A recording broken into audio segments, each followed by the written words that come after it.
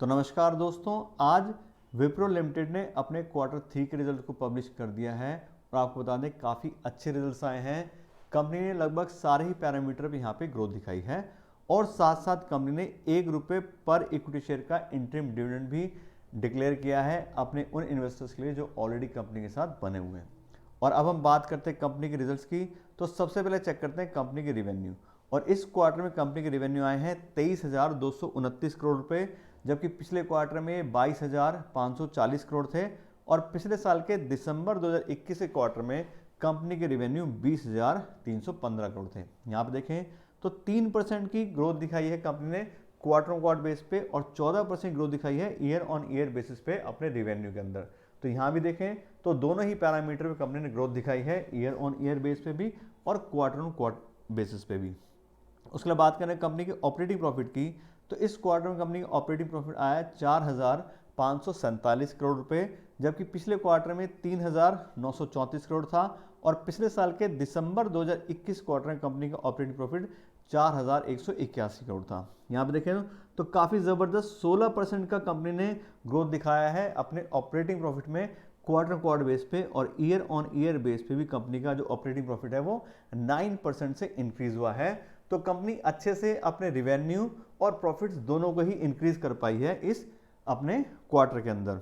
उसके बाद बात करें कंपनी के ऑपरेटिंग प्रॉफिट मार्जिन की, तो जो कंपनी का प्रॉफिट बढ़ा है उसका मेन रीजन है कंपनी का ऑपरेटिंग प्रॉफिट मार्जिन बढ़ना। पिछले क्वार्टर के मुकाबले इस क्वार्टर में कंपनी का 3% का जो है ऑपरेटिंग प्रॉफिट मार्जिन बढ़ा है और इस क्वार्टर में कंपनी को 20% का ऑपरेटिंग प्रॉफिट मार्जिन मिला है, जबकि पिछले क्वार्टर में 17% था और पिछले साल के दिसंबर 2021 की बात करें तो उसमें कंपनी का ऑपरेटिंग प्रॉफिट मार्जिन 21% था। तो उससे अगर कंपेयर करें ईयर ऑन ईयर बेस पे तो अभी भी पिछले दिसंबर के क्वार्टर के हिसाब से 1% पॉइंट कंपनी का अभी भी ऑपरेटिंग प्रॉफिट मार्जिन कम आ रहा है। इसके बाद बात करें कंपनी के नेट प्रॉफिट की, तो इस क्वार्टर में कंपनी का नेट प्रॉफिट आया 3,065 करोड़ रुपये, जबकि पिछले क्वार्टर में 2,649 करोड़ था और पिछले साल के दिसंबर 2021 क्वार्टर में कंपनी का नेट प्रॉफिट 2,972 करोड़ था। यहाँ पे देखें तो 16% का काफ़ी अच्छा ग्रोथ आया है कंपनी के नेट प्रॉफिट में क्वार्टर क्वार्टर बेस पे और 3% कंपनी को ग्रोथ मिली है नेट प्रॉफिट में, उसको ईयर ऑन ईयर बेस पे अगर हम कंपेयर करते हैं। ऐसे अगर बात करें कंपनी के अर्निंग पर शेयर की, तो इस क्वार्टर में कंपनी की अर्निंग पर शेयर आ रही है ₹5.57 की, जबकि पिछले क्वार्टर में ₹4.46 थी और पिछले साल के दिसंबर 2021 क्वार्टर में कंपनी की अर्निंग पर शेयर ₹5.42 थी। यहाँ देखें तो सेम नेट प्रॉफिट में 15% ग्रोथ आई है कंपनी के अर्निंग पर शेयर में क्वार्टर क्वार्टर बेस पे और 3% ग्रोथ आई है कंपनी के अर्निंग पर शेयर में ईयर ऑन ईयर बेसिस पे। तो जैसे हमने बात की थी कंपनी ने लगभग सारे ही यहाँ पे देखें तो पैरामीटर में ग्रोथ दिखाई है। कंपनी ने काफ़ी अच्छे रिजल्ट्स अपने यहाँ पे अनाउंस किए हैं। उसके अलावा ये तो होगी रिजल्ट्स के बाद, अब हम बात करते हैं कि इन रिजल्ट्स को देख करके हम अपने इन्वेस्टमेंट डिसीजन में क्या चेंजेस कर सकते हैं, क्या हमें कुछ चेंजेस करने चाहिए या नहीं करने चाहिए। तो सबसे पहले बात करते हैं कंपनी के आज के करंट शेयर प्राइस की, तो आज की जो कंपनी करंट शेयर प्राइस आ रहा है 394 रुपये पर शेयर का और कंपनी का जो शेयर प्राइस है उसके हिसाब से हम पी वाई देख रहे हैं तो सिर्फ 19 की पी वाई पे कंपनी अवेलेबल है।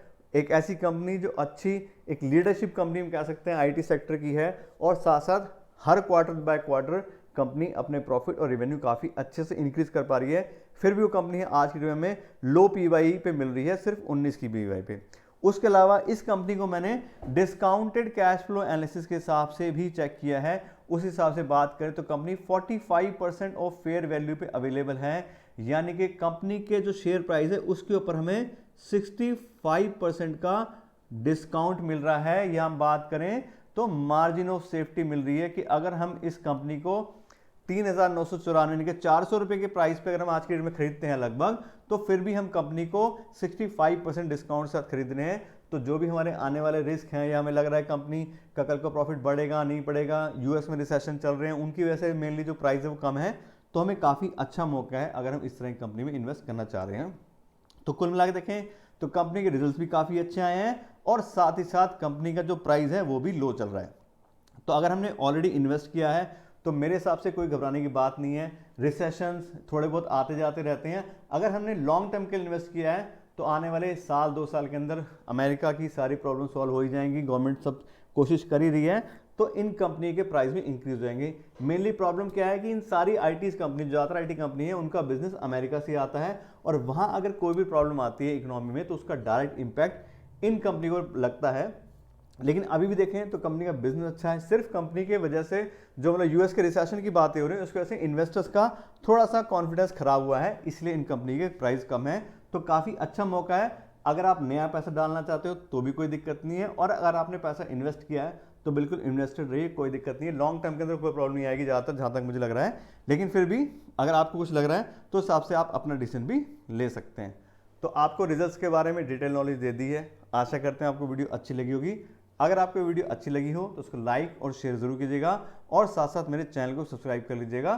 Thank you so much.